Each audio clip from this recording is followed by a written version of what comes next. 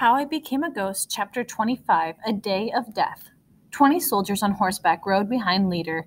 As they approached the camp of the Choctaw Council, he held his hand high. The soldiers waited. Joseph crouched beside me, watching from the shadows. "Shotguns," Leader shouted. The soldiers lifted their guns to their shoulders.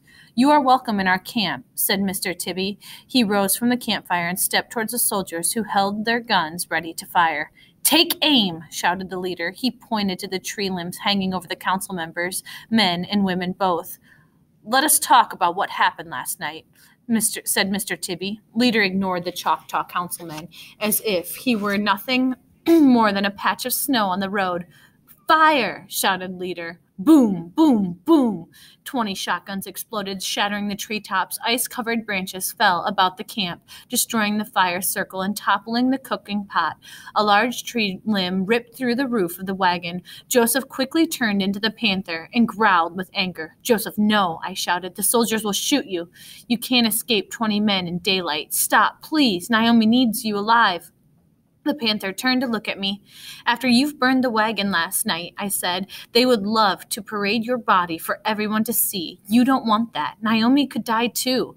The Panther paused at the mention of Naomi. His dark coat receded, and soon Joseph knelt beside me. At first glance, the Choctaw council members appeared to be safe, but soon a low moan rose from beneath a heavy branch. "Stella!" a woman shouted. "Help me, someone!" 2 councilmen rolled the limb away. The elderly Stella lay unconscious. A large purple bruise covered her cheek and her eye was swollen shut. Mr. Tibby stood his ground. "We did nothing to deserve this," he said, in a quiet but strong voice. Leader leaned from his saddle and, for the first time, spoke to Mr. Tibby. "You are lucky no one died," he said, "but the day is not over yet. Find the girl and bring her to us." Mr. Tibby turned to his camp. Nanny Huma dragged the limb from the wagon, and the women circled fallen Stella. "Let's move," shouted the leader. The soldiers tugged the reins and moved their horses down the road. As Joseph and I watched, something changed among the uniformed horsemen. Some new cloud of fear hung in the air. Since they had left their campsite only a short while ago, they had become deeply afraid of Leader.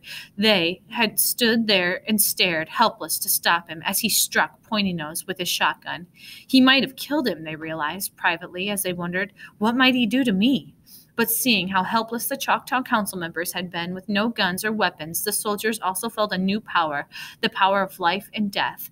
They reloaded their shotguns as they rode, eager for the day. By the time they reached the next camp, their fear had turned to anger. "No walking," Leader shouted at the next group of Choctaws, sitting quietly around the fire, around their morning fire. "You," he said, pointing to a young Choctaw man, "run to the others and tell them to stay where they are. No walking today." He turned to his waiting soldiers. "Turn the camp inside out. Burn the blankets," he said. The soldiers leapt from their horses and invaded the camp. They tore blankets from the women and children huddled in the cold. They threw the blankets into the fire. If a man stood in their way, they knocked him to the ground. Word soon spread up and down the line of Choctaw walkers. "The soldiers are coming." When the soldiers arrived at every camp, they found the Choctaws standing away from the fires and clinging to their children. As they rode from camps, flames lifted high from the burning blankets. Curls of smoke filled the air. As closer and closer the soldiers came to my family.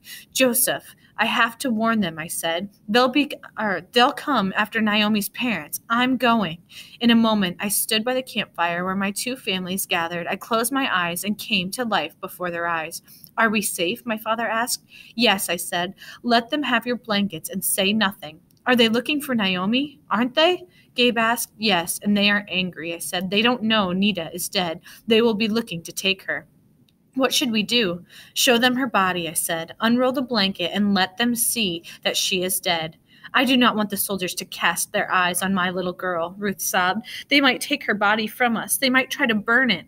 "Mother," said a tiny voice we had come to expect. Nita appeared. "I am here. I am with you. My body is not me. Whatever the soldiers do, let them do." Nita is right, I said. When the sun sets on this day, we want everyone to be safe. If they scatter Nita's bones, we will gather them later. If they burn her bones, we will gather the ashes. We are Choctaws. We are stronger than the soldiers. I could not believe I had spoken those words. For a long moment, everyone stared at me in silence. A warm yellow cloud rose from the fire and filled the air. An old man appeared in the clouds. Soon he was joined by every Choctaw from our town, the living and the dead.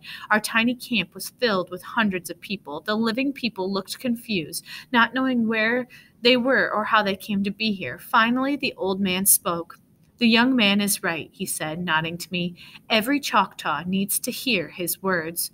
Though my lips didn't move, my voice filled the air. I heard myself say once more, when the sun sets on this day, we want everyone to be safe. If they scatter Nita's bones, we will gather them. If they burn her bones, we will gather the ashes. We are Choctaws. We are stronger than the soldiers.